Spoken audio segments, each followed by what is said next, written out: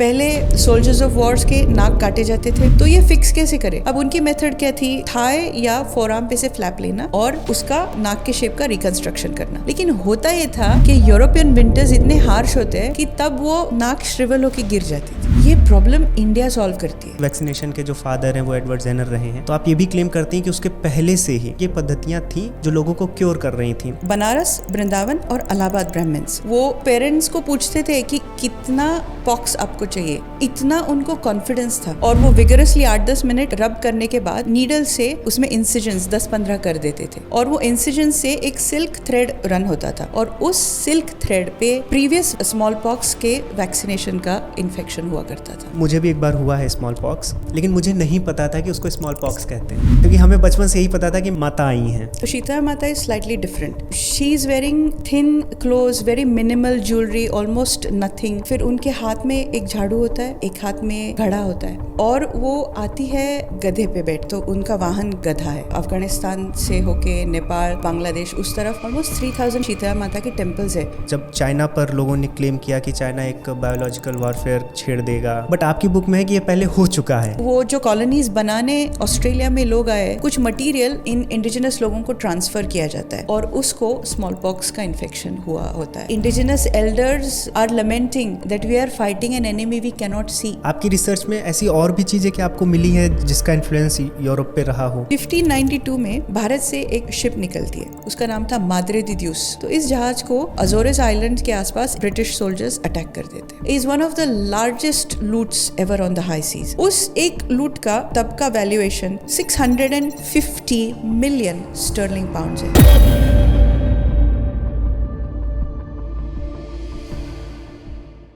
साथियों, जब आज से 5 साल पहले कोविड आया था, तब उस समय वैक्सीन एक बज़वर्ड था। मतलब विश्व का ऐसा कोई देश नहीं था जो वैक्सीन को जल्द से जल्द अपनी पॉपुलेशन के लिए पाना चाहता हो और इसमें एक होड़ लगी हुई थी। हर एक देश इसके लिए काम कर रहा था और भारत इस रेस में बहुत आगे निकलता है। भारत वैक्सीन्स को डेवलप भी करता है और बहुत से देशों को एक्सपोर्ट भी करता है। और ये वही समय था जब हम में से बहुत से लोग ये जानना चाहते थे कि वैक्सीन आखिर काम कैसे करती है और इसमें इतना कठिन क्या है कि हम कोविड जैसे वायरस के लिए एक वैक्सीन नहीं बना पा रहे। और साथियों, अगर आप इसमें रिसर्च करेंगे या फिर आप बायो के स्टूडेंट हैं, मेडिसिन के स्टूडेंट हैं, तो आपको पता होगा कि एडवर्ड जेनर को वैक्सीन का फादर कहा जाता है। लेकिन आपको ये नहीं बताया गया कि उनके भी सैकड़ों सालों पहले भारत में काशी, वृंदावन और प्रयागराज में ऐसे कई ब्राह्मण थे जो वैक्सीन के फर्स्ट प्रिंसिपल्स को यूज करके स्मॉल पॉक्स को ट्रीट करते थे। और यहीं भारत से ही ये ज्ञान यूरोप में भी गया और बाद में चलकर यही ज्ञान एडवर्ड जेनर के माध्यम से वैक्सीन के रूप में सामने आया, जिसको लेकर फिर यूरोप में बहुत वाहवाही होती है और वहां पर बहुत ढेर सारे अवार्ड दिए जाते हैं। लेकिन भारत को कहीं भी एक्नॉलेज नहीं किया जाता है। और ये केवल वैक्सीन को लेकर नहीं है। इस पॉडकास्ट में जो हम करने जा रहे हैं, जो बहुत ढेर सारी ऐसी चीजें आपको पता चलेंगी जो भारत में पहले से थी और उसके पुख्ता प्रमाण है कि भारत से ही बाहर ये चीजें गई हैं। और इसके साथ साथ जो बायोलॉजिकल वॉरफेयर है कि जब कोविड आया तो हमने चाइना को एक्यूज किया, तो क्या ये बायोलॉजिकल वॉरफेयर आज की कोई टैक्टिक है या इसका और भी पुराना इतिहास है? ये सब कुछ हम डिस्कस करेंगे। भारत का मेडिकल में क्या कंट्रीब्यूशन रहा है, बायोलॉजिकल वॉरफेयर कैसे हुए और कैसे वेस्ट भारत से बहुत ढेर सारी चीजों को चुराने के साथ साथ इस तरह के ज्ञान को भी चुराता रहा है। और इसके लिए हमारे साथ जुड़ रही हैं मित्रा देसाई जी, जिन्होंने अमेरिका से, यूएसए से क्रिमिनल जस्टिस में मास्टर्स किया है और अभी ऑस्ट्रेलिया में रहती हैं। लेकिन जब बाहर रहते हुए इनको ये दिखा कि भारत का जो नैरेटिव है दूसरे देशों में, वो केवल और केवल सुपरस्टिशन, काउडंग और सती जैसे नैरेटिव्स के अराउंड है, तो इन्होंने स्वयं से निर्णय किया कि ये इंडिपेंडेंट रिसर्चर बनकर भारत की ऐसी बहुत सी चीज़ों को सामने लाएंगी जिससे वेस्ट में भारत का जो कंट्रीब्यूशन है वो सबको पता चल सके। और इसी श्रृंखला में इन्होंने तेजो में भारत वेबसाइट को स्टेब्लिश किया, लेटेस्ट टू माई सन करके एक ब्लॉग बनाया जहां पर वो लगातार ब्लॉगिंग भी करती रही और इस तरह की जो भारतीय कॉन्ट्रीब्यूशंस हैं जो इतिहास के पन्नों में दबी रह गई, उनको ये सबके सामने लाती रही। और इन सबूतों को कंपाइल करके इन्होंने 2 पुस्तकें भी निकाली हैं, द फ्लैग ऑफ अनंता और शीतला। और इन्होंने संगम टॉक्स पर बहुत ढेर सारे लेक्चर्स भी दिए हैं। और इनकी जो पुस्तक है शीतला, इसी पुस्तक में इन्होंने वैक्सीनेशन और भारत की जो मेडिकल के क्षेत्र में कंट्रीब्यूशंस हैं उसको उजागर किया है और ये हम सब के लिए आई ओपनिंग है। तो आज का पॉडकास्ट आपके लिए बहुत इंपॉर्टेंट होने वाला है। अब बिना किसी विलंब के आज के पॉडकास्ट को प्रारंभ करते हैं। मित्रा जी, आपका हाइपर क्विज पे स्वागत है। धन्यवाद विशाल जी। और आपने अपना समय निकाला। सबसे पहले मैं आपको कॉन्ग्रेचुलेट करूंगा आपकी दोनों बुक्स, शीतला पर और द फ्लैग ऑफ अनंता पर। Thank you. मैंने शीतला पढ़ी है और शीतला पढ़ने के बाद बहुत कुछ रियलाइजेशन ऐसा हुआ है, क्योंकि आज के समय में जब आप किसी को कहते हैं कि यूरोपियंस ने हमारे नॉलेज सिस्टम से सीखा है या यहाँ से चुराया है, अगर आप और एग्रेसिव हो जाते हैं तो लोग मानने को रेडी नहीं होते। उनको लगता है कि बहुत शैलो स्टेटमेंट्स हैं, कुछ प्रूफ नहीं होता है, बस अपने आप को झूठे प्राइड में रखते हैं। लेकिन शीतला पढ़ने के बाद मुझे पता चला कि कैसे वैक्सीनेशन के जो फर्स्ट प्रिंसिपल्स हैं वो इंडियन ओरिजिन के हैं। आज इसी पर चर्चा करेंगे, क्योंकि मुझे लगता है, ना केवल मैं, अगर मुझे ऐसा लगता है तो मुझे ये बिलीफ है कि 80% ऑफ द ऑडियंस को नहीं पता होगा कि चाहे वैक्सीनेशन हो या फिर कैसे डिसीजेस को वेपन की तरह यूज़ किया यूरोपियंस ने, कॉलोनाइजर्स ने। इसीलिए मैं आपको इनवाइट किया हूँ कि ये सब चीज़ें सबके सामने आएँ, केवल ये शैलो ना रह जाए जब हम कहते हैं कि भारत से जो ये ज्ञान था ये यूरोपियंस के पास ऐसे पहुँचा या यूरोपियंस ने चुराया है। फिर उसमें बीच में एक कड़ी आ जाती है कि यूरोपियंस ने भारत से नहीं बल्कि मिडिल ईस्ट से लिया है, जैसे अलजेब्रा में चलता है, बहुत सी जगहों पे हम देखते हैं। आज हम मेडिसिन पर बात करने जा रहे हैं, चिकित्सा पद्धति पर बात करने जा रहे हैं। आपकी बुक का नाम है शीतला, और जहाँ तक मुझे याद है, जैसे कि आपने बताया कि शीतला माता स्मॉल पॉक्स से रिलेटेड है। मैं आपको बताऊं, बचपन में मुझे भी एक बार हुआ है स्मॉल पॉक्स, लेकिन मुझे नहीं पता था कि उसको स्मॉल पॉक्स कहते हैं। क्योंकि हमें बचपन से यही पता था कि माता आई हैं। हाँ। कोई बोलता था कि बड़ी माता आई है कि छोटी माता आई है, मतलब नॉर्मल है या फिर एग्रेवेट कर गया है। बहुत ज़्यादा पता था तो ये पता था कि शीतला माता कहते हैं। स्मॉल पॉक्स तो मुझे जब थोड़ा और बड़ा हुआ तो पता चला। तो शीतला आपने बुक का नाम रखा है, हम शीतला माता से ही बात करेंगे। ठीक। कि शीतला माता की फिलोसफिकली या फिर जो उनकी आइकोनोग्राफी है, या क्यों स्मॉल पॉक्स से जोड़ा जाता है। फिर हम चलेंगे कि स्मॉल पॉक्स के बारे में हम ये केवल एक अंधविश्वास था कि माता बोलना है, या फिर उसके पीछे एक साइंटिफिक स्टडी भी थी और ट्रीटमेंट्स भी थे।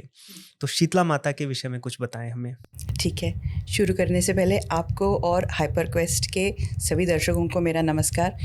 मैं पहले से आपकी थोड़ी सी क्षमा मांग लेती हूँ, क्योंकि हिंदी मेरी बोली भाषा नहीं है, तो बीच बीच में हिंदी से धीरे से इंग्लिश में स्लिप हो जाएगा। जिसमें आप कंफर्टेबल हैं, लेकिन मोस्टली ट्राई करिए हिंदी, क्योंकि ऑडियंस को हिंदी में अच्छे से समझ में आएगा।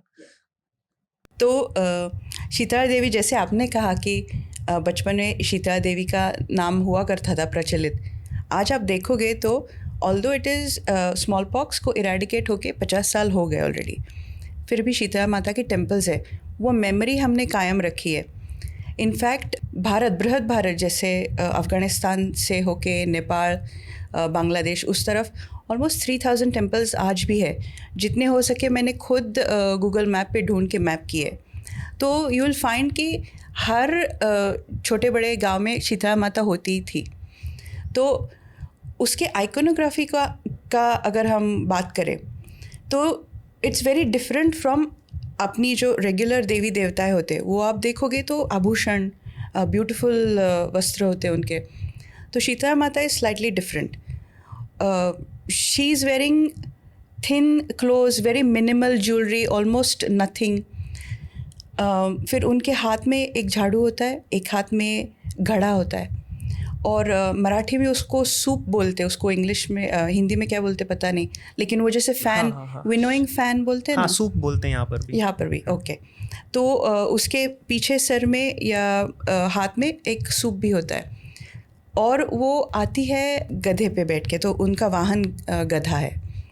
तो ये काफ़ी यूनिक आइकोनोग्राफी है। अभी आइकोनोग्राफी का जब हम सोचेंगे ना, the picture tells you 1000 words. It is a bit like that, कि मल्टीपल कॉन्सेप्ट्स और आइडियाज़ उसमें पैक किए हैं। लेकिन अभी वन बाय वन अगर उसको ब्रेक डाउन करें तो जो विनोइंग फ़ैन है, दैट्स टू, जैसे अभी हम एसी का उपयोग कर रहे हैं फ़ैन टेम्परेचर मेंटेन करने के लिए, it could have been used for that. जो उनके वस्त्र है, दैट इज़ अ रिमाइंडर कि जब स्मॉल पॉक्स का प्रादुर्भाव होता है तो the patient is experiencing burning fever, तो wear really light thin clothes. झाड़ू इज़ अ रिमाइंडर कि आपने अपना जो एनवायरनमेंट है वो पूरी तरह से क्लीन रखना है। अभी पॉट के 2 इंटरप्रिटेशंस है।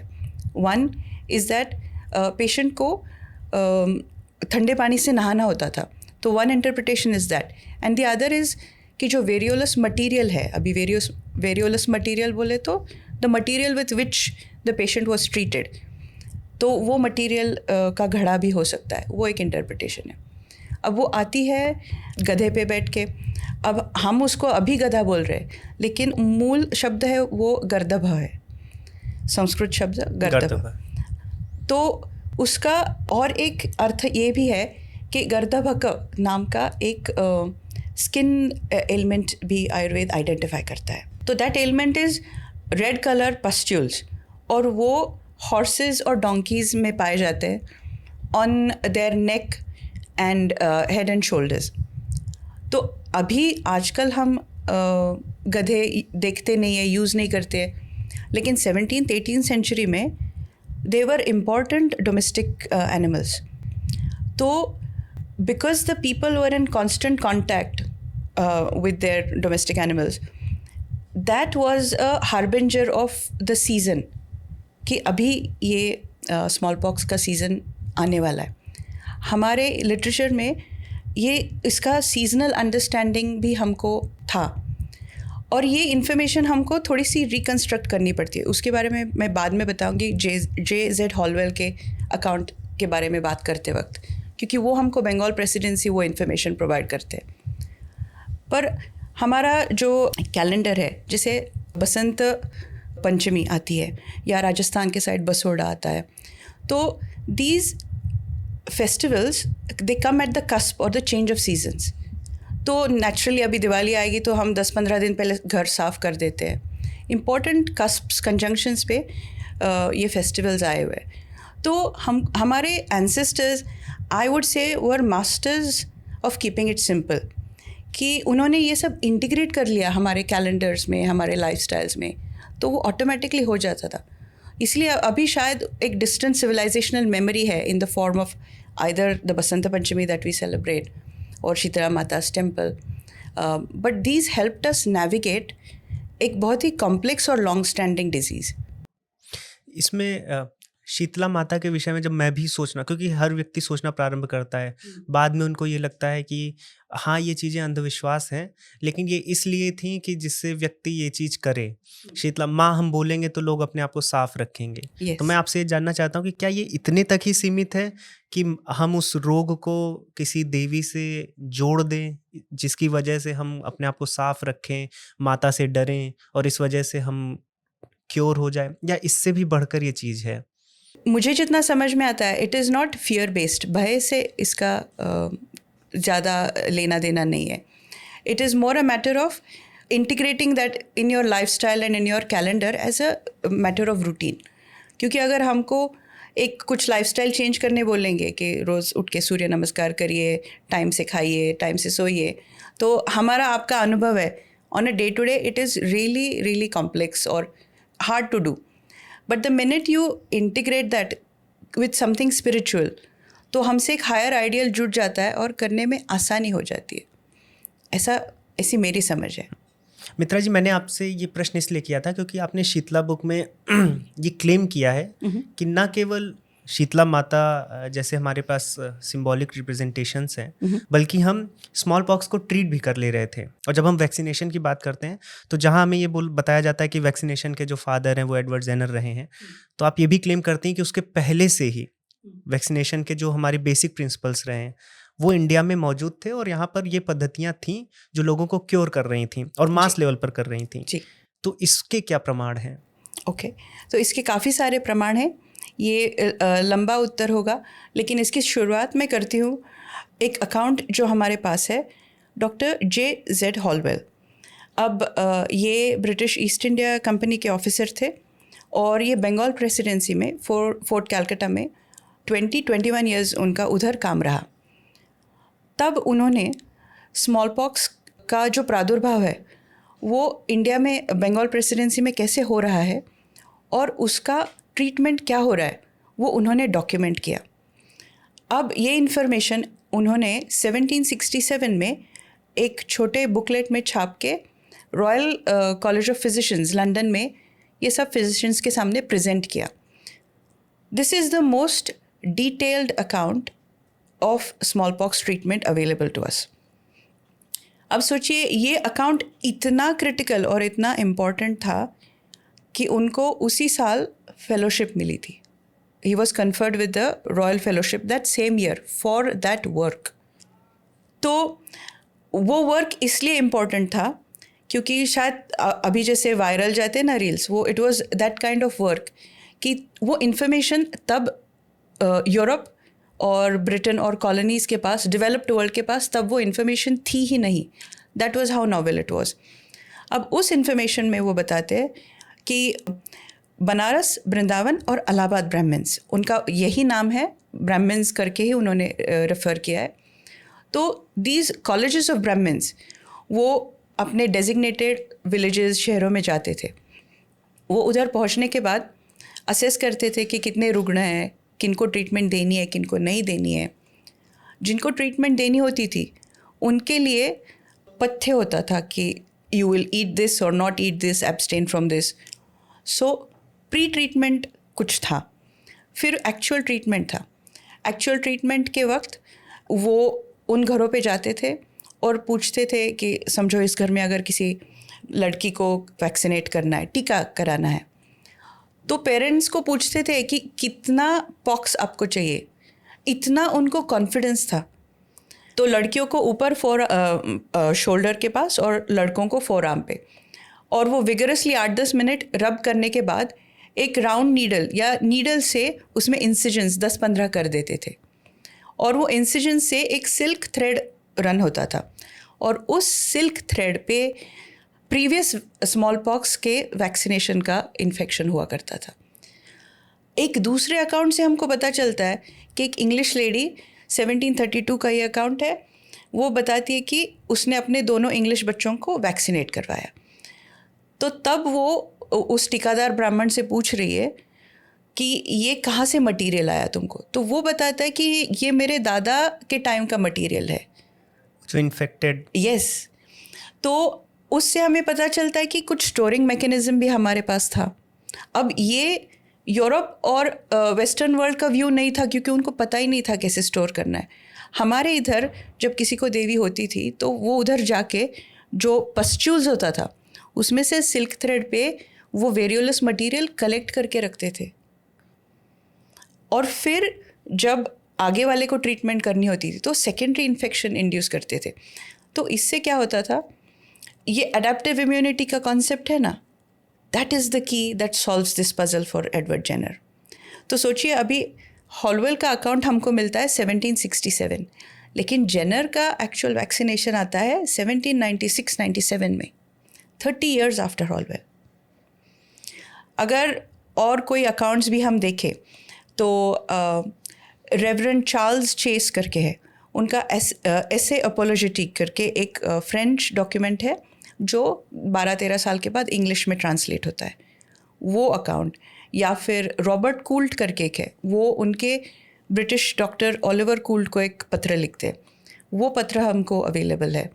तो इन अकाउंट्स के आधार पे जब हम देखते हैं तो at least by 15th century we have documented evidence that India was successfully treating smallpox even before Jenner had developed the cure. साथियों, भी पॉडकास्ट में आगे भी बहुत ढेर सारी बातें आपको पता चलने वाली है, जिससे आपको रियलाइज़ होगा कि भारत का ज्ञान जो यूरोप में गया है या यूरोप ने जो एक्नॉलेज नहीं किया है, इसका मतलब चुराया है, ये बातें खोखली नहीं है, इनमें कुछ डेप्थ है. और इसीलिए मैं लगातार आपसे यही रिक्वेस्ट करता हूँ कि इस माइंडसेट से हमें बाहर आना होगा कि अगर हमें कुछ अच्छा करना है तो हमें वेस्ट की ही ओर देखना पड़ेगा. मैंने लाइव, चाहे वो करियर ग्रोथ हो, ब्रांड बिल्डिंग हो या एंटरप्रेन्योरशिप हो, मैंने सब पर लाइव क्लासेस ली हैं. बहुत ढेर सारे युवाओं से जुड़ा हूँ, उनकी समस्याएं सुनी है, और मुझे रियलाइज हुआ है कि भारतीय ज्ञान परंपरा वो मिसिंग लिंक है हमारे करियर में, हमारी ग्रोथ में, जिसकी वजह से हम कुछ बहुत बड़ा नहीं कर पाते हैं. और इनोवेशन और ओरिजिनलिटी आपके अपने रूट से आती है. जब आपको भारतीय ज्ञान परंपरा के बारे में पता होगा, आपको अपनी फिलॉसफीज, अपने तौर तरीके, अपने भारतीय टूल्स क्या हैं, अपनी टैक्टिक्स क्या है, अपना क्या पर्सपेक्टिव है, जब इसकी आपको समझ होती है तब आप कुछ नया इनोवेट कर पाते हैं और विश्व फिर कुछ नई टेक्नोलॉजी को प्राप्त करता है. तो यदि यदि हमें 2050 में सुपर पावर बनना है, भारत के युवाओं को, हम सभी भारतीयों को पूरे विश्व में सबसे आगे आना है, तो हमें अपनी भारतीय परंपरा से जुड़ना ही पड़ेगा। और इसके लिए मैंने अभी से काम करना शुरू कर दिया है। जो भी हमारे भारतीय दर्शन है, जो भी हमारे विचार हैं, जो गुरुओं का ज्ञान है, जो हमारे टूल्स और टैक्टिक्स हैं, जो हमारी विचारधारा है, उस पर काम करते हुए मैंने एक शिक्षण प्लेटफॉर्म बिल्ड किया है। आप वहां से भारतीय ज्ञान परंपरा से जुड़ सकते हैं, दर्शनों को समझ सकते हैं, उपनिषदों को समझ सकते हैं, बहुत ही आसान भाषा में आज के आधुनिक परिप्रेक्ष्य में कैसे भारतीय ज्ञान को हम प्रैक्टिकली अप्लाई कर सकते हैं और ग्रो कर सकते हैं, ये हम सिखाते हैं। और जब आप भारतीय ज्ञान परंपरा से ग्रो करते हैं तो न केवल आप मटीरियल बल्कि स्पिरिचुअल बैलेंस भी लाते हैं। तो जो आजकल हमारी समस्या है कि जब हम कुछ बड़ा करने जाते हैं तो हमारे पास एंग्जाइटी आती है, स्ट्रेस आता है, फियर आता है, तो मेंटली जो चैलेंजेस आते हैं उनको भी आप पीछे छोड़ते हैं जब आप भारतीय विधा से किसी चीज को ग्रो करते हैं। तो मैं आप सभी का शिक्षणम पर स्वागत करता हूं। 1 लाख से ज़्यादा विद्यार्थी शिक्षणम के माध्यम से जीवन को बेहतर बना रहे हैं। दर्शनों के ज्ञान के माध्यम से अपना जो भी क्षेत्र है, चाहे वो करियर हो, चाहे स्टार्टअप हो, चाहे बिजनेस हो, हर जगह पर एक यूनिक पर्सपेक्टिव लाकर उसको ग्रो कर रहे हैं। और न केवल फाइनेंशियली ग्रो कर रहे हैं बल्कि अपनी लाइफ में हैप्पीनेस को भी बढ़ा रहे हैं। आपको लिंक नीचे कॉमेंट सेक्शन और डिस्क्रिप्शन बॉक्स में मिल जाएगी। आप सभी शिक्षणम पर अपनी ज्ञान की यात्रा को आज ही प्रारंभ करें। आइए पॉडकास्ट में आगे बढ़ते हैं। तो जो जेनर ने किया, जिनको वैक्सीनेशन का फादर भी आज इंडिया में पढ़ाया जाता है जी। तो उसका जो आप ये बता रही, जैसे अभी कोरोना में भी हम, उसके पहले मुझे नहीं पता था वैक्सीनेशन या वैक्सीन्स कैसे बनती हैं, और फिर मेरी वाइफ डॉक्टर है तो मैंने पूछा भाई वैक्सीन कैसे बनती है, क्या होता है। तब मुझे पता चला कि जो इन्फेक्शन होता है उसको कंट्रोल्ड मेजर्स में पहले बॉडी में दिया जाता है, जिससे बॉडी ऑटोमेटिकली एक इम्यूनिटी बिल्ड कर पाए, करेक्ट, जिससे कि जब मेन अटैक हो तो उससे लड़ पाए। यस। और ये अभी भी मेरी वाइफ को पता था कि ये जेनर की देन है। अच्छा, शी इज तो नॉट उनको बिलीविंग। बुक दे दीजिएगा। जब मैंने आपकी बुक पढ़ी कि ये जो बेसिक प्रिंसिपल है कि आप थोड़ा सा पहले देते हैं सो दैट कि आपकी बॉडी एक प्रोटेक्टिव शील्ड बना पाए मेन अटैक से बचने के लिए, ये इंडियंस की देन है। तो जेनर नहीं है वैक्सीनेशन के फादर। आप ही बताइए, आपको लगता है जेनर है?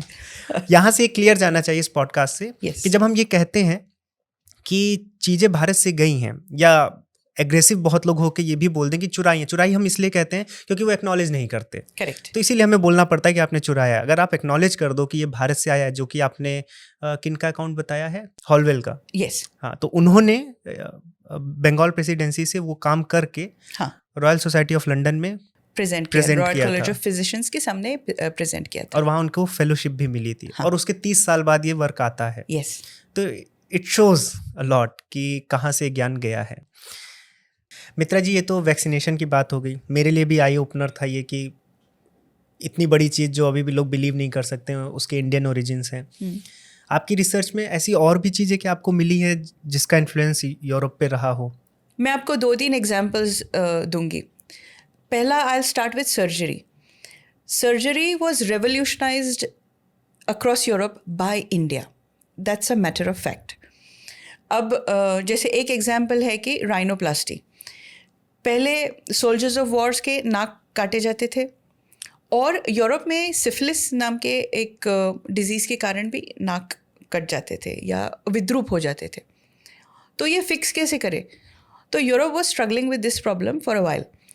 14th और 15th सेंचुरी, 16th सेंचुरी तक के हमको लिटरेचर ये मिलते हैं कि वो कोशिश कर रहे नाक रिकन्स्ट्रक्ट करने की. अब उनकी मेथड क्या थी? थाई या फोरआर्म पे से फ्लैप लेना और उसका नाक के शेप का रिकन्स्ट्रक्शन करना. लेकिन होता ये था कि यूरोपियन विंटर्स इतने हार्श होते हैं कि तब वो नाक श्रिवल होकर गिर जाती थी. तो ये प्रॉब्लम ही उनको सॉल्व नहीं करने को हो रहा था. ये प्रॉब्लम इंडिया सॉल्व करती है. तो इसकी स्टोरी ये है कि द जेंटलमैन्स मैगज़ीन में 1794 में ये एक्चुअली प्रिंटेड रिकॉर्ड है. एक पत्र व्यवहार हमको दिखता है. कावस जी नाम का एक पुणे का बुलक कार्ट पुलर है. अब वो ईस्ट इंडिया कंपनी के लिए काम करता है और वो गुड्स फेरी करता है यहाँ से वहाँ.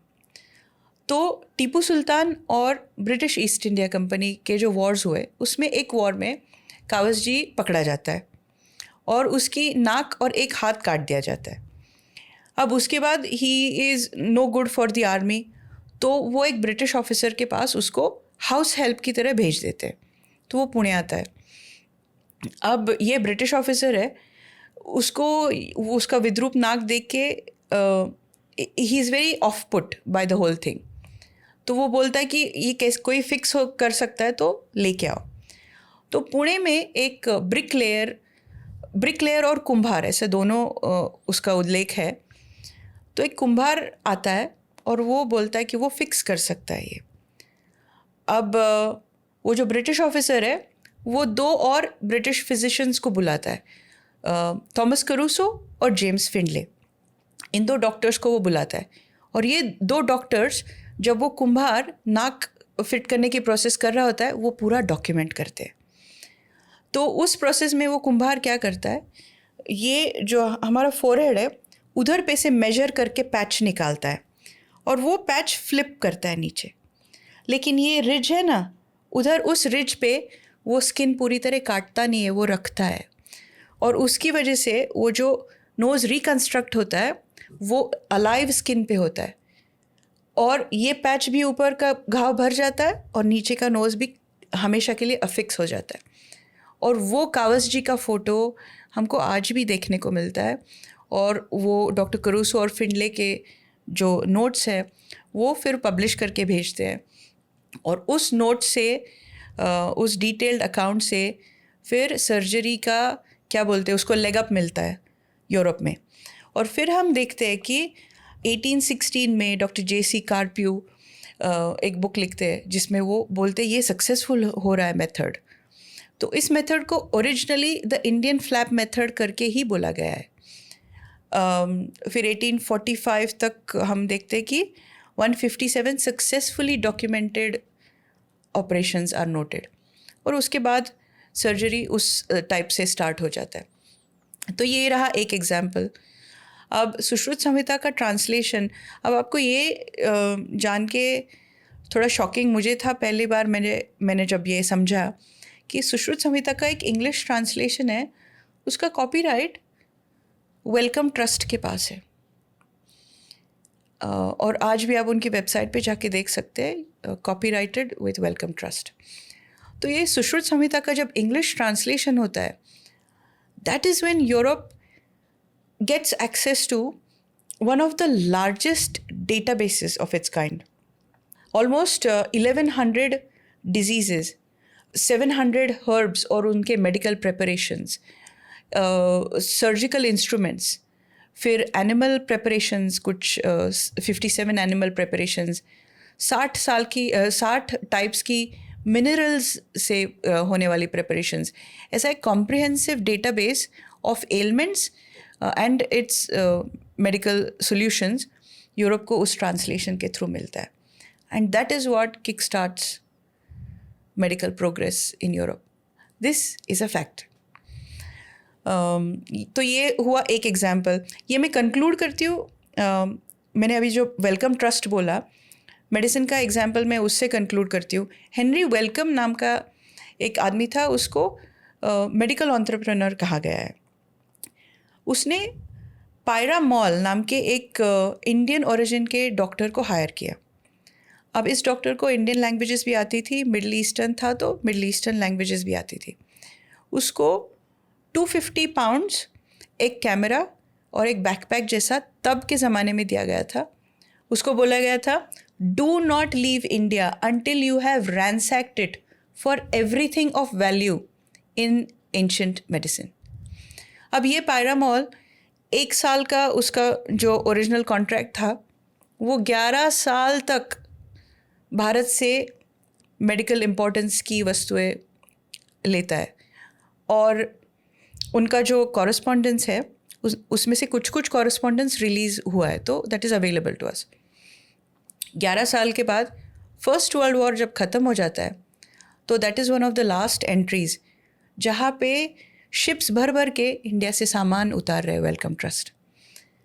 आज भी आप देखोगे तो the Burroughs and Wellcome company is one of the largest patent applicants and holds some of the largest medical patents in the world. तो आपका नॉलेज जो बिहाइंड क्लोज डोर्स है उससे आज भी यूरोप संपन्न हो रहा है। तो आपके पास जो कुछ बचा है वो बचा के रखिए, उसको वृद्धिंगत करिए, अभ्यास करिए और कुछ करिए। और एक कहानी है जो हमें पता भी नहीं है। 1592 में भारत से एक शिप निकलती है। आज के कोची गांव से वो तब पोर्ट हुआ करता था, तो वहाँ से वो शिप सेल करती है पोर्चुगल के लिए। ये शिप है, it was the largest ship of its kind at the time. तो 1500 टन का जहाज़ है। It is protected by 32 cannons और उस पर 700 सेलर्स है, उसमें से आधे वॉरियर्स है, फाइटर्स है। इस शिप पे कई महीनों तक कार्गो भर रहे, फिर भी कैपेसिटी रीच नहीं कर रही है। इतना बड़ा जहाज़ था। ये जहाज़ निकलता है इंडिया से, और तब पोर्चुगल और Spain they are already rich, क्योंकि ऑलरेडी वो तो साउथ अमेरिका ख़त्म कर चुके हैं। उधर से पूरा सोना गल के इंगट्स लेके these two are the richest countries. तो अभी इंग्लैंड और फ्रांस तभी टुच्चे से थे, कोई पूछ भी नहीं रहा इंग्लैंड की रानी को। वो ऑटोमन कोर्ट में लेटर्स लिख के भेज रही, I am an important queen, मेरी तरफ ध्यान दो, नो वन्स आस्किंग। तो वो इंग्लैंड का हाल था। तो इंग्लैंड को भी चाहिए कैसे तो भी इस वेल्थ पे हाथ डाले। तो तब उसको वो प्राइवेटियरिंग बोलते थे, लेकिन एक्चुअली वो था हाई सीज पायरेसी। तो ये जो हमारा जहाज़ है उसका नाम था Madre de Deus, mother of the gods.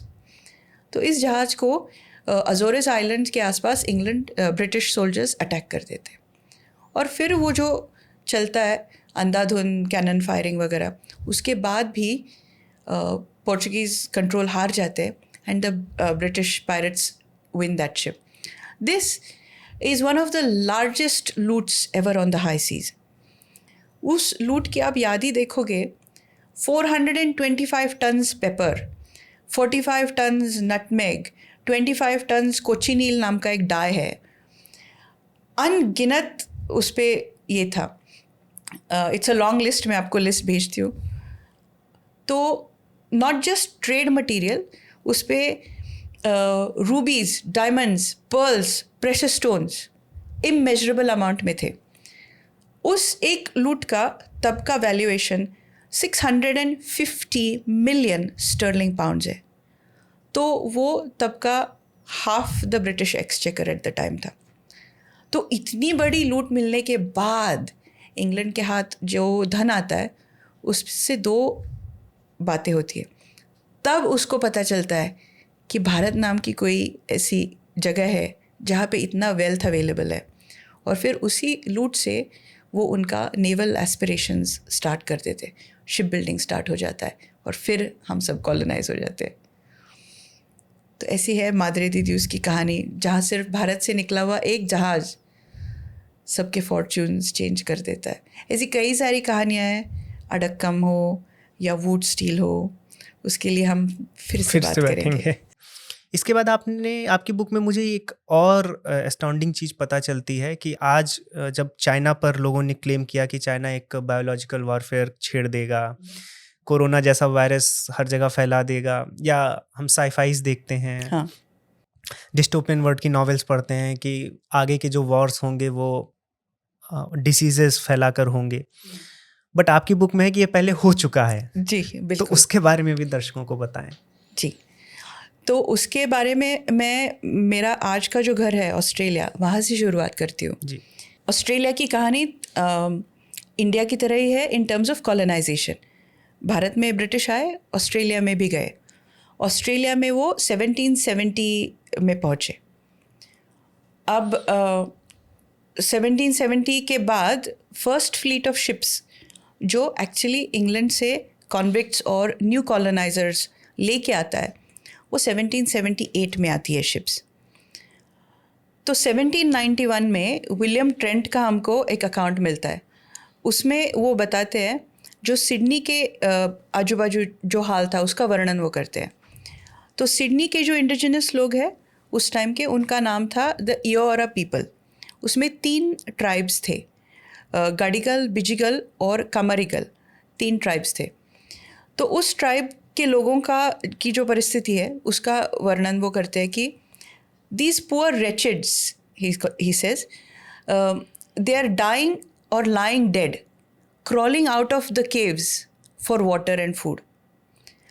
तो ये लोग इस परिस्थिति में इसलिए आ जाते हैं क्योंकि वो जो शिप्स होती है जिसमें से फर्स्ट फ्लीट ये जो लोग आते हैं, उस शिप्स में से कुछ मटेरियल इन इंडिजिनस लोगों को ट्रांसफ़र किया जाता है और उसको स्मॉल पॉक्स का इन्फेक्शन हुआ होता है. अब इन लोगों का नेचुरल इम्यूनिटी इन डिजीज़ के लिए होता ही नहीं है, which is why they succumb to these disease. और ऑन द अदर साइड जो इंडिजिनस अकाउंट्स है वो हमको बताते हैं कि indigenous elders are lamenting that we are fighting an enemy we cannot see. उनको पता ही नहीं चल रहा कि ट्रेडिशनल मेडिसिन्स इस पे काम क्यों नहीं कर रही. तो ये एक अकाउंट है. लेकिन इस एक इंसिडेंट में सिडनी का 50 to 70% ऑफ इंडिजिनस पॉपुलेशन अनाइलेट हो जाता है. So that's 50 to 70% of population that has been in Australia for more than 65,000 years. हमको सिमिलर देखने को मिलता है. ये तो 1777 का हो गया. 1763 के आसपास ये सेम चीज़ अमेरिका में चल रही है. इसको जनरल एमहर्स्ट और कर्नल बुके, इन दो मिलिट्री जनरल्स के बीच का जो पत्र व्यवहार है वो आज भी हमें मिलता है. अमेरिका में उस रीजन में जो ट्राइब्स थे या जो इंडिजिनस लोग थे उनका नाम था डेलावेयर ट्राइब्स. ब्रिटिश सोल्जर्स ये पाते हैं कि they are finding it difficult to fight the guerrilla warfare that the Delaware tribes are fighting. वो बोलते हैं every tree has become an Indian, क्योंकि ये पेड़ों के पीछे छुप के कभी भी आके वार कर जाते हैं. तो they are not winning this war. तो इस पत्र व्यवहार में हमको ये दिखता है कि वो बोलते हैं we have to use every stratagem at our disposal to reduce their numbers. और वो क्या स्ट्रैटेजी यूज़ करते हैं वो भी उनको बोलते हैं we are interested in talking to you. As a faith of goodwill उनको ब्लैंकेट्स देते हैं. उस ब्लैंकेट्स में स्मॉल पॉक्स का इन्फेक्शन होता है. वो हमको उधर दिखता है. सेम स्ट्रैटेजी 1581 में मेक्सिको में इंका ट्राइब्स के लिए भी कुछ उनको गिफ्ट्स भेजे जाते हैं, उसमें भी इन्फेक्शन होता है. तो हमको लगता है कि वेपन्स ऑफ मास डिस्ट्रक्शन या बायोलॉजिकल वॉरफेयर नया है. इनफैक्ट ये नया नहीं है, ये काफ़ी पुराना है. और मेरे लिए इट वाज सो अलार्मिंग कि उसके बाद के रिकॉर्ड्स में कुछ कुछ पत्र ऐसे हैं, वो जो कॉलोनीज़ बनाने ऑस्ट्रेलिया में लोग आए वो इंग्लैंड में पत्र भेज के अपने फैमिलीज़ को बोल रहे आ जाओ ज़मीन खाली हो गई है, the land is ready for the taking. So the populations are wiped out and then the lands are claimed. आपने जैसे बताया कि 65,000 साल जो अभी हमें पता है, इतनी पुरानी सभ्यताएं इस क्या बोला जाए, इस मलिशियस चीज़ की वजह से समाप्त हो गई. Yes. भारत में भी ऐसे कुछ केसेस हैं कि भारत में ब्रिटिशर्स ने ऐसा, आपको कुछ मिलता है रिसर्च?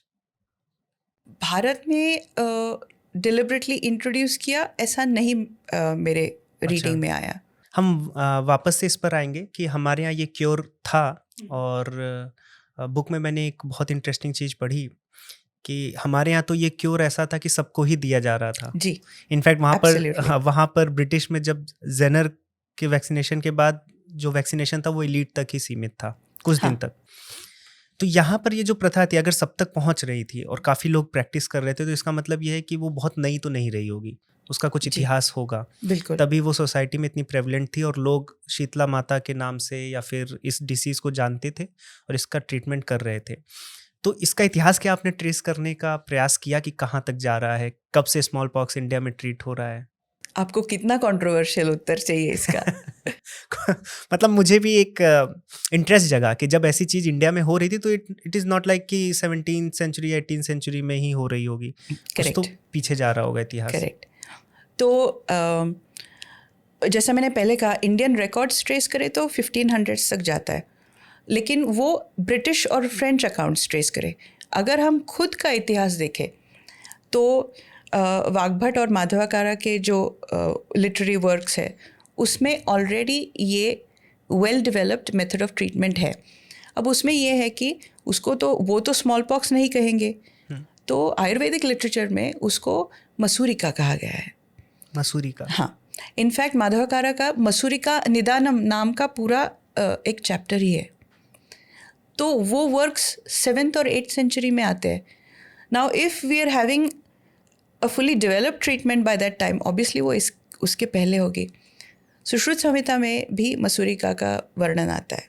नीलेश जी का काम देखे तो उन्होंने सुश्रुत की डेटिंग जो की है वो महाभारत टाइम की है। तो by that token we can confidently say कि सुश्रुत संहिता और सुश्रुत का एटलीस्ट 7,500 ईयर्स अगो से उसका उपचार हमारे पास है, क्योंकि कुछ रिकॉर्ड्स में स्मॉल पॉक्स 10,000 ईयर्स अगो तक भी जाता है पीछे। तो until we know otherwise, if Sushruta is saying कि मसूरिका ये है और हमारे पास ट्रीटमेंट है, तो आई एम कॉन्फिडेंट कि हम बहुत पहले से इसको ट्रीट कर रहे हैं। मित्रा जी, ये ऐसा सब्जेक्ट है कि मुझे लग रहा है कि अगर दर्शक देख रहे होंगे तो सबको तुरंत याद आ गया होगा शीतला माता, क्योंकि भारत में तो सबके परिवार में मुझे तो लगता है कि बोलते हैं एक बार होगा ही आपको स्मॉल पॉक्स, फिर आप इम्यून हो जाएंगे। तो आपको कहाँ, किस मोमेंट पे लगा कि मुझे इस पर रिसर्च करनी चाहिए? ऐसा क्या हुआ आपके साथ कि आपने शीतला माता पर और वैक्सीनेशन पर, स्मॉल पॉक्स पर इसको डॉक्यूमेंट करने की सोची? ऐसा एक लाइट बल्ब मोमेंट नहीं है। शायद ये मेरी जर्नी है। मैं दो अलग अलग चीज़ें कन्वर्ज जब हुई तब ये हुआ। तो जैसे पर्सनल डेवलपमेंट में मेरा खुद का जर्नी ये था, I am an avid reader. Marathi मेरी मातृभाषा है, तो मराठी का बहुत ही समृद्ध वाङ्मय है। संत ज्ञानेश्वर से लेके पु ल देशपांडे, गोनी दांडेकर, वहाँ से लेके अगाथा क्रिस्टी, जेम्स पैटरसन, ये सब मुझे पढ़ना अच्छा लगता है। तो after you read a lot, I think writing becomes a natural next step. तो तब तो पहले ब्लॉग स्पॉट वगैरह हुआ करता था गूगल का, तो थोड़े ब्लॉग्स वगैरह लिखे। फिर उसका नेचुरल प्रोग्रेशन ये था कि कुछ अलग लिखना है। So at that point, I came across Nilesh's work and the paper he had presented with Sanket Kulkarni in Oxford. तो that sounded like an interesting story. Detective novels अच्छे लगते थे। तो तब हमने 10 पार्ट का एक रिसर्च करके उसको डॉक्यूमेंट किया। तो संकेत कुलकर्णी, नीलेश जी और मैंने सुश्रुत एंड हिज संहिता, ऐसा 10 पार्ट का एक डॉक्यूमेंट्री किया। तो उस वक्त हमने राइनोप्लास्टी, जो नाक की सर्जरी होती है, उसका ओरिजिन्स वगैरह ट्रेस किया था। तो that was very well received. और तब उसकी वजह से काफ़ी सारे आयुर्वेदिक डॉक्टर्स मेरे फ्रेंड्स बन गए। तो that is when through conversations with them ये ऐसे टॉपिक्स आ रहे थे। तो एक साइड से ये चल रहा था और दूसरी साइड से ये चल रहा था कि मैं अभी भारत के बाहर almost 20 years I have been. तो उधर का नैरेटिव ये था कि काउज, करी, कास्ट और सती। तो उधर का नैरेटिव सुनेंगे तो ऐसा लगेगा ही नहीं कि भारत का कुछ मेजर कंट्रीब्यूशन है, हमने कुछ किया कि नहीं, ऐसा प्रश्न मन में आता था। तो I think I was on a quest to find the positive narratives, और अगर नहीं है तो हमारे पास उपलब्ध इन्फॉर्मेशन को उस तरह से लिखने का और कौन करेगा। We have to tell our own stories. Until the lion roars, the hunter tells the story. So I think it is with that idea that I started writing. तो पहला मेरा उपक्रम था सुश्रुत का। Because it was well received, मैंने धाड़स करके फिर शीतला का बुक लिखा। तो ऐसा 1 पॉइंट लाइट बल्ब नहीं था, it was an evolutionary journey. आपने अभी ऑस्ट्रेलियन एबोरिजिनल्स और इंडिजिनस पीपल की बात की, जिनको वाइप आउट किया ब्रिटिशर्स ने कॉलोनीज बनाने के लिए। अभी आप ऑस्ट्रेलिया में रह रहे हो, मुझे लग रहा है पिछले 15 सालों से, 17 सालों से। तो आप वहाँ पे एबोरिजिनल लोगों से मिले हो क्या, या कभी इंडिजिनस पीपल से? हाँ, they still exist? Yes, they do, but there a small minority. तो मेरा ऑस्ट्रेलिया के साथ पहला एंगेजमेंट काफ़ी इंटरेस्टिंग था। मैं अमेरिका में मेरा एजुकेशन ख़त्म करके, मुझे अमेरिका में मैं अभी आर्टिकुलेट कर सकती हूँ, तब मुझे पता नहीं था, थोड़ी सी घुटन होती थी। तो मैं उधर से चली आई। इवेंचुअली मेरे यजमान, उनका ऑस्ट्रेलिया में जॉब से आना हुआ, तो वी मूव्ड हियर। तो ऑस्ट्रेलिया में पहले 3-4 महीने तो उन्होंने अनपैक ही नहीं किया, क्योंकि ऋषिकेश मुझे बोल रहे कि are you comfortable, do you think this is where you want to be. तो we were both a bit unsure. तो एक दिन मेरे काम के विंडो से मैं नीचे देखती हूँ तो कुछ स्मोक सा आ रहा है. मैंने नीचे जाके देखा तो I was quite shocked is probably the only word, because मुझे तब ऑस्ट्रेलिया के बारे में पता नहीं था, मुझे इंडिजिनस लोगों के बारे में भी पता नहीं था. तो हमारे इधर जैसे किसी ने शिवजी की आराधना करने के बाद भस्म त्रिपुंड लगाया है, वैसे मेरे सामने कोई खड़ा था और वो एक इंडिजिनस एल्डर थे जिन्होंने पूरा उनका जो ऐश मार्किंग है वो करके रखा था और वो स्मोकिंग सेरेमनी कर रहे थे. तो उधर ऐसा होता है कि the indigenous elders will do purification ceremonies through smoke, और उन्होंने आजू बाजू के सब लोगों को बुलाया था. और जैसे हमारे मंदिर में आरती देते ना, वैसे वो सबको स्मोक पूरा ऊपर से नीचे तक ऑफ़र करके लोगों को प्यूरिफाई कर रहे थे. वो कोई स्पेशल दिन था इसीलिए उनको बुलाया गया था. तो वो एक्सपीरियंस जब मैंने किया, मैंने फ़र्स्ट टाइम स्मोकिंग सेरेमनी उधर जाके खड़ी रही, तब जाके मुझे ऐसे लगा कि ये मुझे पता है, दिस इज़ फेमिलियर. और उस दिन मैंने आके ऋषिकेश को बोला कि this is home, now you can unpack. उस दिन से ऑस्ट्रेलिया ने मुझे स्वीकार कर लिया और मैंने ऑस्ट्रेलिया को. अभी मित्रा जी आपने बताया कि कैसे 2006 के अराउंड या 8 के अराउंड जो नेशनल अपॉलजी दी गई 2008. तो ये भी एक ऐसा इंसिडेंट है कि पूरा आपकी सरकार जो है या फिर जो गवर्नमेंट है वो एक नेशनल अपॉलजी जारी कर रही है कि ऐसा हमने पास्ट में किया है.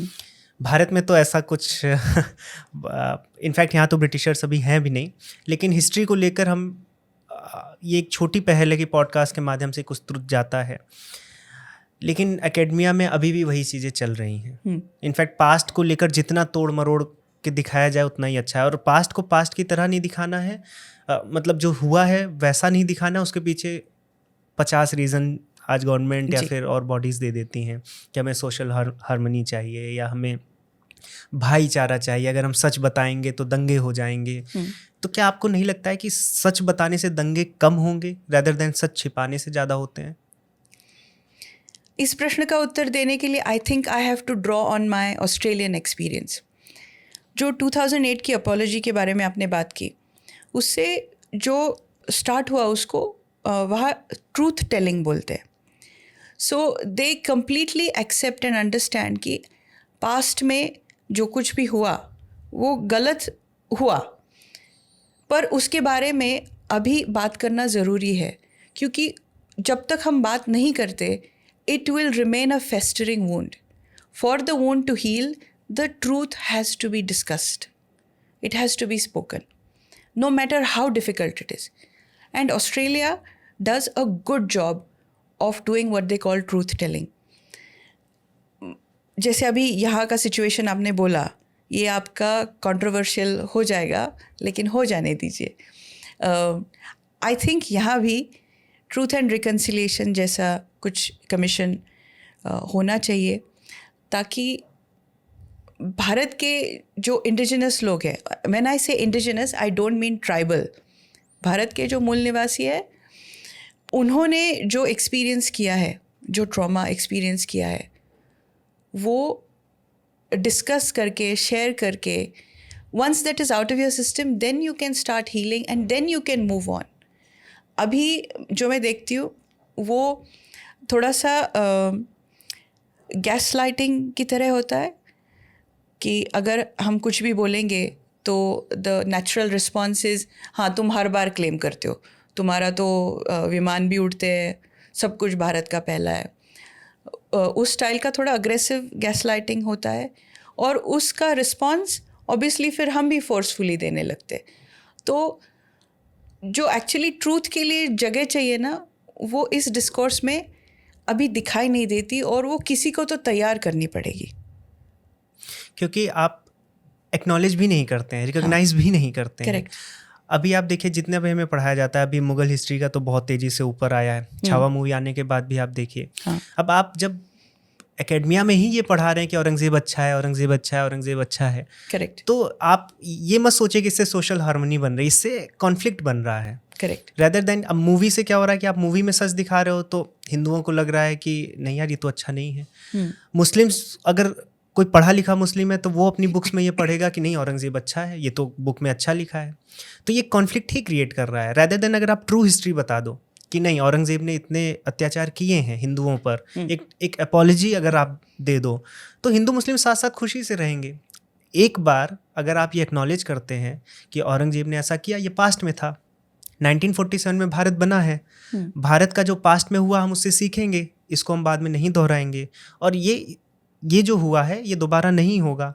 और ये अगर एक्नॉलेज करती हैं बॉडीज़, और तब जो ये एग्रेसिवनेस है कि हमारे साथ जो ऐसा हुआ है इसको एक्नॉलेज नहीं किया गया या अब हम भी बदला लेंगे, ये नहीं होगा।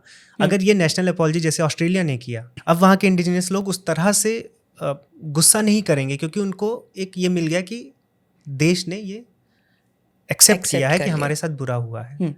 और अब ये 21st सेंचुरी है, इसमें हमें सोशल हार्मनी के साथ आगे बढ़ना है। ये हिंदुओं के साथ होता नहीं, चाहे आप कश्मीर का केस ले लीजिए, चाहे जितना भी हिंदुओं के साथ जेनोसाइड हुए हैं, रिकॉग्नाइज ही नहीं करते तो उसको उस पर अपॉलॉजी क्या देंगे। Correct. एक बार ये अपॉलॉजीज अगर आए तो जो हिंदुओं की जो व्यथा है कि हमारे साथ इतना बुरा हुआ है, उसको छिपाकर जो जिसने बुरा किया उसको अच्छा ही दिखाया जा रहा है, तो ये सोशल हार्मनी कैसे बनेगी? मन में तो सबके रहेगा, भले वो बोल ना पाए।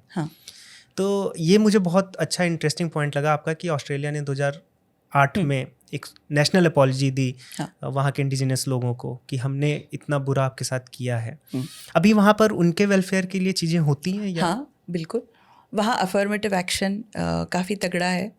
तो अभी I think that is the next step कि एक बार वो स्टोलन जनरेशन वाली अपॉलॉजी हो गई, तो जब इंडिजिनस लोग उनका हीलिंग जर्नी स्टार्ट हुआ, as a part of that they were then able to say कि okay now we take ownership of our own well being.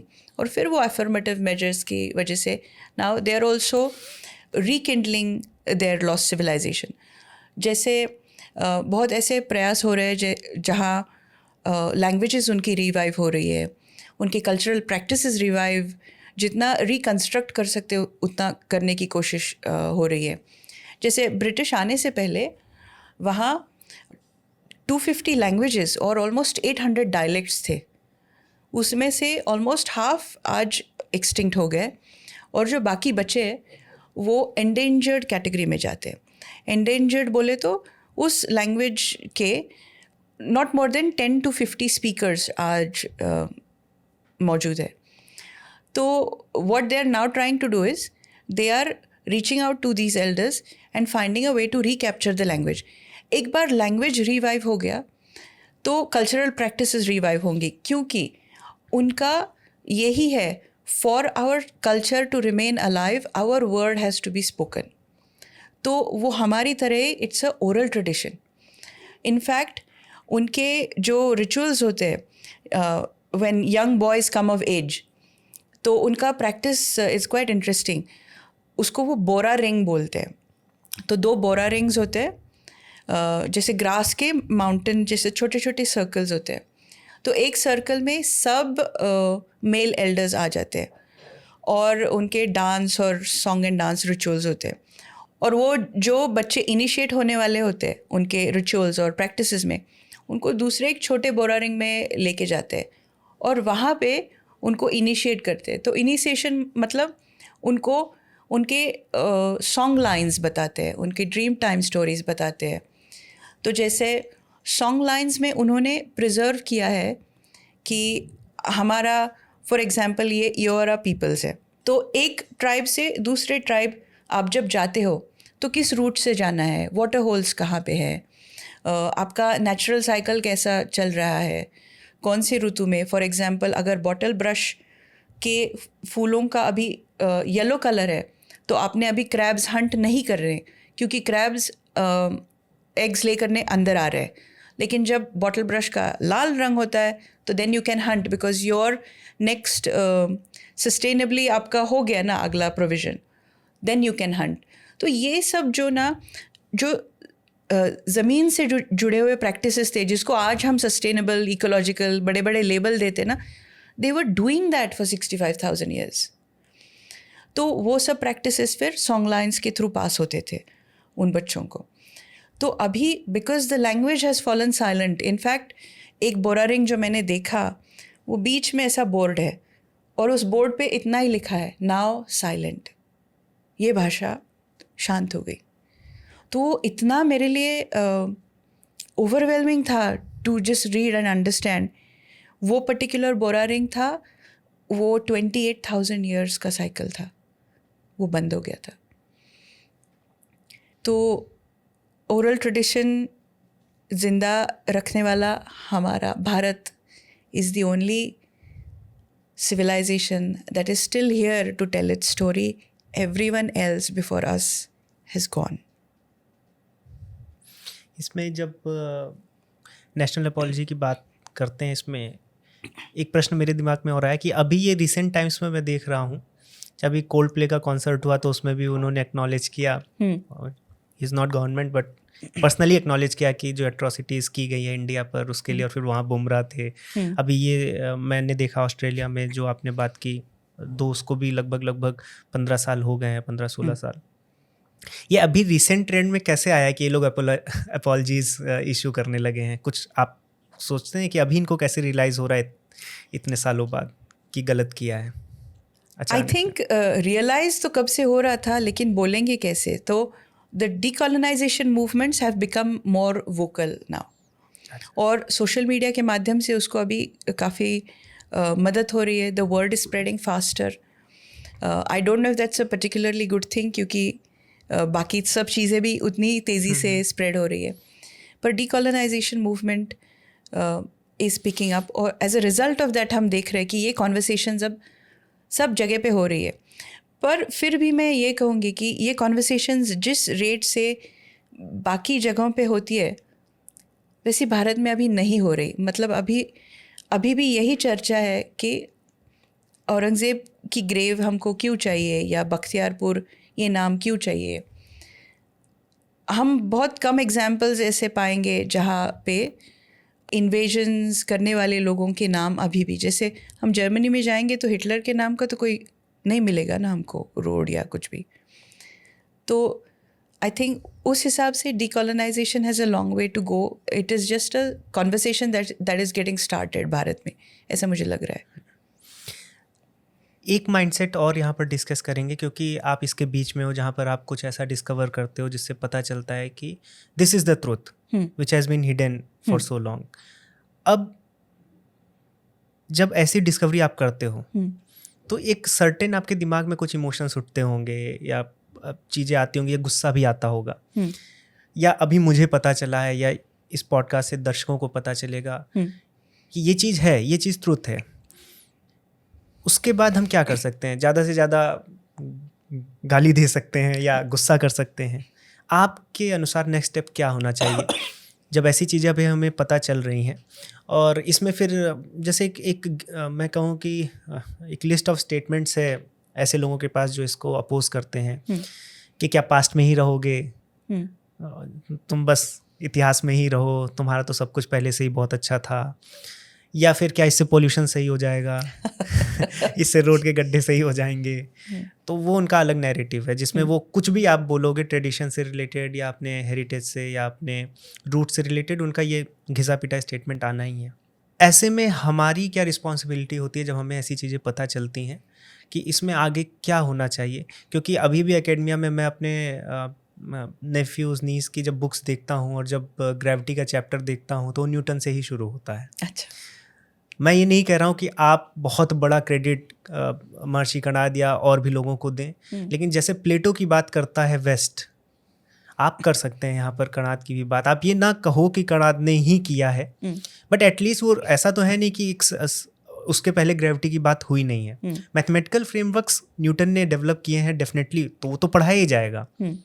But जब आप हिस्ट्री का कुछ पैराग्राफ दे रहे हैं तो वहाँ पर एटलीस्ट मेंशन कर सकते हैं भारत के आचार्यों के बारे में, आचार्य माधव के बारे में जिनका कैलकुलस है न्यूटन ने आगे डेवलप किया। मे बी इन्फ्लुएंस हुआ है, नहीं हुआ, लेकिन जब अगर भारत में भी चीज़ें हुई है तो भारत के बच्चों को भारत की बातें बताई जानी चाहिए। अभी एकेडमिया में वो नहीं हो रहा है। अब जैसे वैक्सीनेशन की बात है, मेडिकल स्टूडेंट्स को पता ही नहीं है। विकिपीडिया इसको आज भी सूडो साइंस ही कहता है। तो इसमें क्या, कैसे और स्टेप्स हों, आपको क्या लगता है किया जाना चाहिए? इसमें आई थिंक 2 चीज़ें हैं। एक तो अगर हमारे प्रत्यक्ष कुछ इन्फॉर्मेशन आती है, आजकल का ट्रेंड जो है give us the evidence, which okay is right as well. सब चीज़ श्रद्धा पे नहीं ले रहे, तो that's okay. If you find the evidence, make sure you talk about it, you discuss that. अगर अभी schooling system is not providing you that information, तो शायद हमने ऐसे नेटवर्क्स या फ्रेमवर्क्स तैयार करने चाहिए through which we can at least make sure कि नेक्स्ट जनरेशन तक ये इन्फॉर्मेशन जानी चाहिए। मैं खुद का एक एग्जाम्पल दे के आपको बताती हूँ कि मैंने क्या किया। I am not saying that's the only way to do it, पर जैसे ऑस्ट्रेलिया में मेरे बेटे को स्कूल में एक असाइनमेंट आया था। असाइनमेंट ये था कि क्रिएशन ऑफ द यूनिवर्स, ये असाइनमेंट था, और वो हर रिलीजन के माध्यम से उसको एग्जामिन कर रहे थे। तो I don't know what he examined through Christianity, Islam, Judaism, whatever. But eventually जब हिंदुइज़्म की बात आई तो उसको जो असाइनमेंट आया, he was extremely upset, but वो उसको समझ में नहीं आ रहा था इसमें गलत क्या है। उसको सिर्फ इतना समझ में आ रहा है कि इसमें कुछ गड़बड़ है। वो असाइनमेंट मैंने देखा तो वो एक यूट्यूब का 4-5 मिनट का वीडियो था, और उस यूट्यूब वीडियो में जो स्टैंडर्ड नैरेटिव है ब्रह्मा जी और सरस्वती जी का, वो नैरेटिव यूज़ करके the Hindu view of creation उसको सिखाया जा रहा था। अब ये पढ़ने के बाद मैंने स्कूल को एक 7 पेज का लेटर लिखा। मैंने उनको एक्सप्लेन किया कि आज की साइंटिफिक अंडरस्टैंडिंग से क्लोजेस्ट मैच करने वाला हिंदू दर्शन शास्त्र ही है। फिर मैंने उनको ये बताया कि मैंने उनको ये प्रश्न पूछा कि ये करिकुलम आपने कब अपडेट करवाया था, किसने अपडेट किया, और मैंने खुद को आइडेंटिफाई किया कि I am a stakeholder in this, I need to be consulted, let's talk. तो मेरा लेटर पढ़ने के बाद स्ट्रेट अवे स्कूल का मीटिंग रिक्वेस्ट आया। This was one of the best schools in the country. 2 महीने हमको निगोशिएट करना पड़ा, but they agreed to reconsider the curriculum. वो करिकुलम उन्होंने अपडेट ही नहीं किया था। वो टीचर का जो भी कुछ अंडरस्टैंडिंग था उसने यूट्यूब पे से वीडियो लिया और भेज दिया। अब मेरा प्रश्न ये है कि मेरा बेटा पहला स्टूडेंट तो नहीं होगा जिसने वो पढ़ा है। The same teacher was teaching the same class, why did no one else do that before मी?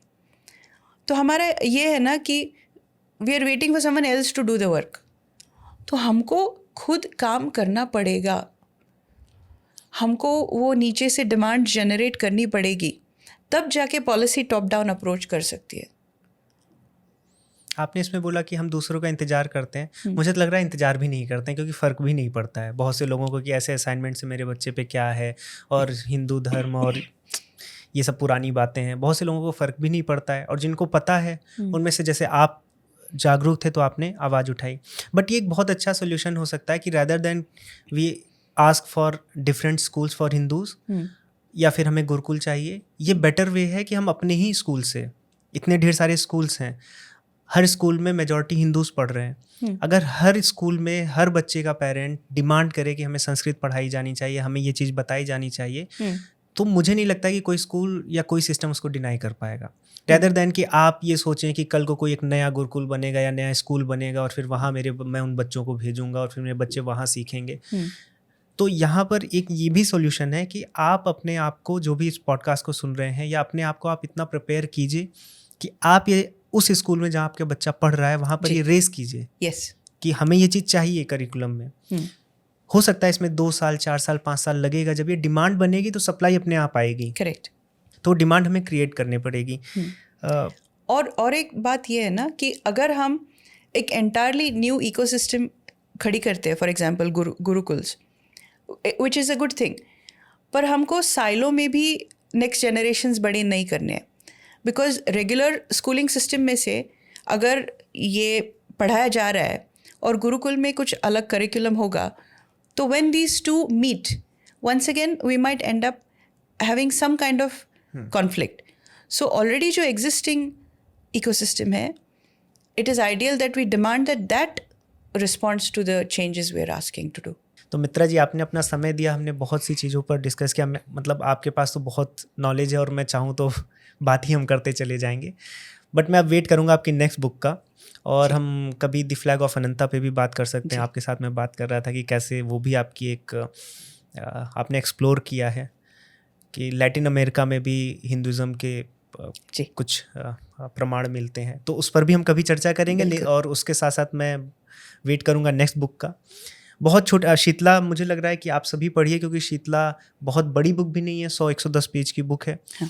और आप उसको एक सिटिंग में पढ़ सकते हैं, और उस इतनी वंडरफुली आपने लिखा है, क्योंकि जैसा आपने रिसर्च किया है, अगर कोई और व्यक्ति होता तो उसको एकेडमिया या एकेडमिक फ्रेमवर्क में लिख सकता था, लेकिन एक छोटी सी बच्ची की कहानी है जो ऑलमोस्ट हम सभी को रिप्रेजेंट करती है। फिर वो कैसे उसके नाना उसको ये चीज़ें बताते हैं, और कैसे आपने, मुझे ये बहुत अच्छा लगा कि नाना हर चीज़ नहीं बताएं आगे, उसने खुद से किया है जी। ये बहुत एक अच्छी सोच थी कि वो खुद से करके, जब खुद जान रही थी तो नाना का केवल काम था वहाँ मुस्कुराना। तो मैं चाहूँगा कि हम सभी शीतला पढ़ें, तो हमें पता चलेगा कि एक और ऐसी केवल कुछ चीज़ें नहीं हैं कि हम कोहिनूर पर बैठे रहें कि कोहिनूर चुरा लिए। बहुत कुछ है जो बहुत कुछ है जो ब्रिटिशर्स और यूरोपियंस ने भारत से लिया है। तो इसी के साथ इस पॉडकास्ट को मैं समाप्त करूंगा। मित्रा जी, बहुत बहुत धन्यवाद। थैंक यू विशाल जी, आपको और आपकी पूरी टीम को भी बहुत बहुत धन्यवाद। आप बहुत उत्कृष्ट काम कर रहे हैं, तो आप सबको all the best. Thank you so much.